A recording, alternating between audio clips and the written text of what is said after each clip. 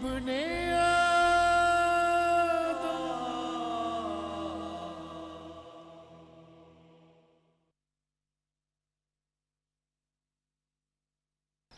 सिर्फ एक सवाल रह गया जो बार बार मेरे दिल में कांटे की तरह चुभ रहा है। कौन सा कांटा?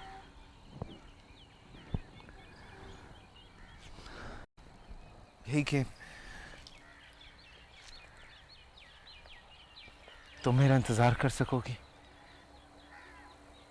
7 या 8 साल का इंतजार बहुत मुश्किल और सबर आजमा काम है। ये ना हो कि जब मैं जेल से आऊं तो तुम किसी और की हो चुकी हो।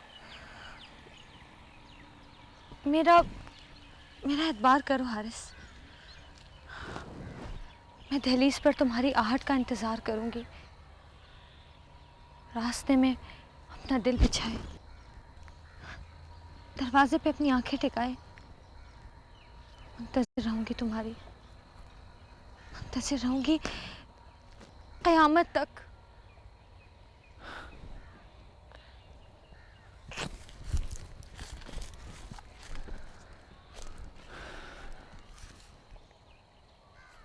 Thank you.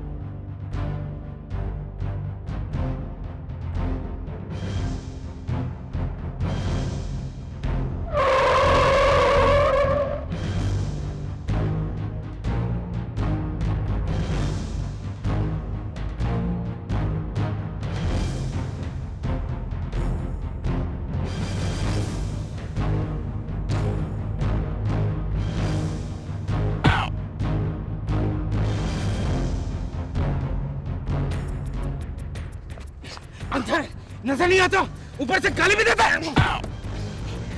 मैंने तुम्हें कब गाली दी है?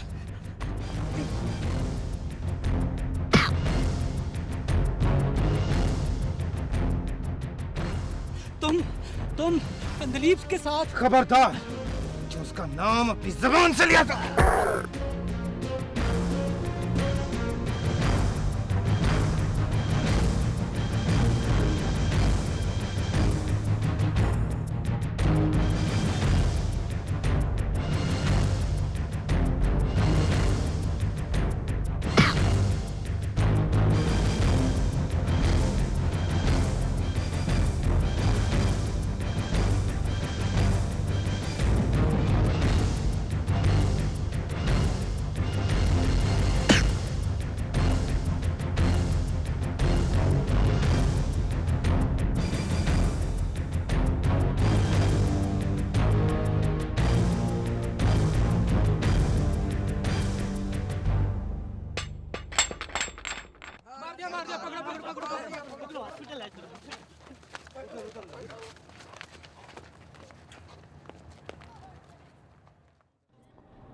जलाल मियाँ, वैसे तुम्हें सुलह की पेशकश ठुकरानी नहीं चाहिए थी। मुझे तो वो तैमूर चंगेजी को माकूल आदमी लगा। तुम्हें लगा है, मुझे नहीं। मुझे तो वो एक नंबर का यार मक्कार आदमी लगा है। ऐसे ही नहीं उसने ऑफर दे दी, मरा जा रहा है मेरी दोस्ती के लिए वो। अब यहाँ बड़े ही वहमी हो, तौबा, हर वक्त दाल में काला ढूंढते रहते हो। तुम क्यों चाहते हो मैं उसकी दी हुई भी कबूल कर लेता? ऐसा मजा सिखाया मैंने उसे, सारी जिंदगी जख्म चाटता रहेगा। भाई बगैर किसी रीजन के मुश्तिल बल्कि जज्बाती हो जाती हो। तुमने खुद ही वो जमीन पसंद की और अगर उसने तैमूर ने गिफ्ट करने को कहा और उसे सुला के चले आए, भाई क्या दुख है?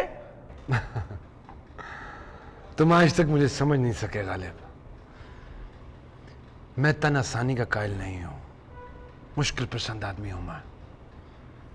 और जिस चीज को हासिल करने के लिए मेहनत मुशक्कत ना करनी पड़े, उस चीज की कदर घट जाती है।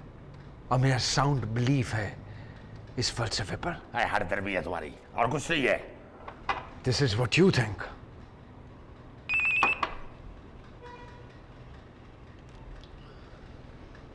हेलो हेलो, मैं बोल रही हूँ शरारा।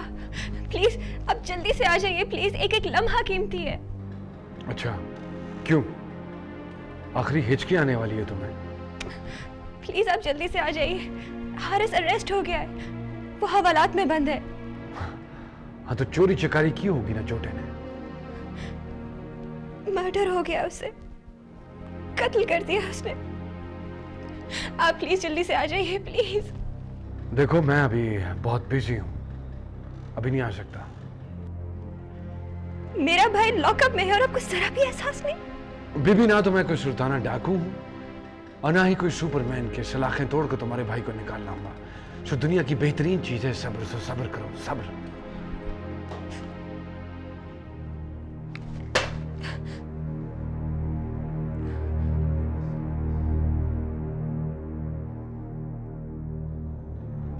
क्या किस्सा है? भाभी का फोन था। ये बेजोड़ शादियां जो होती हैं ना, सारी जिंदगी के लिए आजार बन जाती हैं। को मामला मुझे सीरियस लग रहा। जाओ घर जाओ। जाओ ना, को परेशानी होगी। होने दो परेशानी, क्या फर्क पड़ता? Try to understand. जाओ घर, गेट आउट। गालिब, अभी तुम्हारी शादी हुई नहीं, होने वाली है। इसलिए एक नसीहत है, अच्छी तरह जांच पड़ताल करवा लेना। आम के पौधे में अगर जामुन की कलम लग जाए, अव्वल तो फल आता ही नहीं, और फर्ज करो अगर फल आ जाए तो बहुत बदजायका होता है। See you later. अजीब जज्बाती आदमी है, पता नहीं कौन सा पौधा किस पे लगा के चला गया।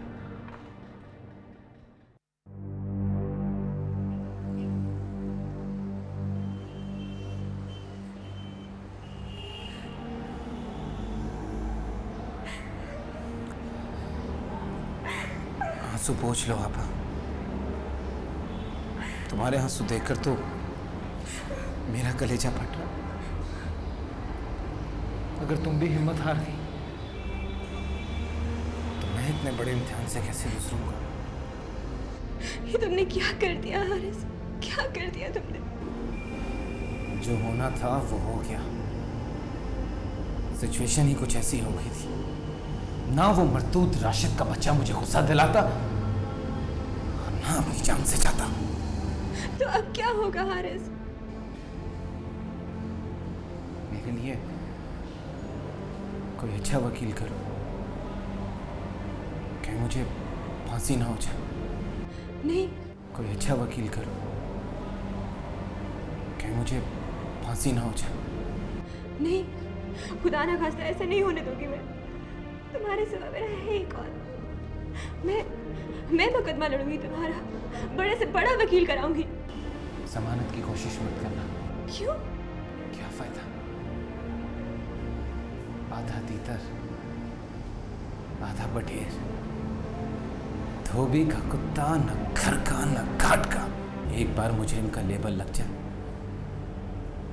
तो बरी होने के बाद ही छूटता, या फिर सजा काटने के बाद। और मैं नहीं चाहता कि बदनामी और रुसवाई के छींटे तुम्हारे और जलाल भाई के बेदाग दामन पर पड़े। कैसी बातें कर रहे हो हारिस? हाँ, सच कह रहा हूं। लोग हंसेंगे, ताने देंगे, आवाजें कसेंगे और तुम शर्मिंदगी से सर झुकाए सब कुछ सुनती रहोगी। जलाल भाई पशिमानी से मुंह छुपाते फिरेंगे और मैं ये गवारा नहीं कर सकता। अधूरी आजादी से बेहतर है कि मैं मुकदमे के इख्तिताम तक यहाँ हवालात में ही पड़ा रहा हूं। मगर हारिस, यही बेहतर है, हम सबके हक में। नहीं हारिस नहीं। दिल से नहीं, दिमाग से सोचो। जमानत के चक्कर में मत पड़ो, मुकदमा लड़ो पूरी ताकत से, पूरी कुव्वत से।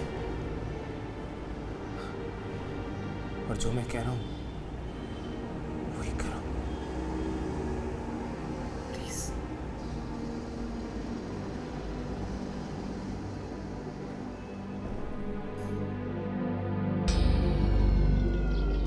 गांव आते जाते रहा करो तैमूर बेटा, कबीले के दस्तूर समझो, सरदारी के इसरार और रमूज सीखो। भाई मैं तो कहता हूं हुकूमत करने के लिए तैयार हो जाओ। मुझे सरदारी और जागीरदारी से कोई दिलचस्पी नहीं अंकल, ये मेरे बस की बात नहीं है। आप ही संभालिए इसे। अरे तैमूर बेटा, हुकूमत करना बहुत आसान। हमारी अवाम बकरियां हैं, बकरियां। बस लकड़ी उठाओ और हाँकना शुरू कर दो। जेब में पैसा और बाजू में ताकत होनी चाहिए। बात मैंने आपसे कहा ना अंकल, ये सब कुछ कम से कम मुझसे नहीं होगा। बेटा बेटा, कब तक इस जिम्मेदारी से मुंह मोड़ते रहोगे? कब तक? देखो बेटा, गद्दी नशीन हो तुम हमारे भाई साहब के। मरहूम भाई की ये बेवक्त मौत ने जिम्मेदारी हम पर डाल दी थी, वरना आपने अपनी जिम्मेदारी बखैर खूबी निभाई है ना, आगे भी निभाते रहिए। आपको मुबारक हो। अरे बेटा, वो तो अमानत के तौर पर हमने ये जिम्मेदारी कबूल की थी। अब तुम आ गए हो, अपनी अमानत वसूल करो बस। नहीं अंकल, नहीं। इब्ने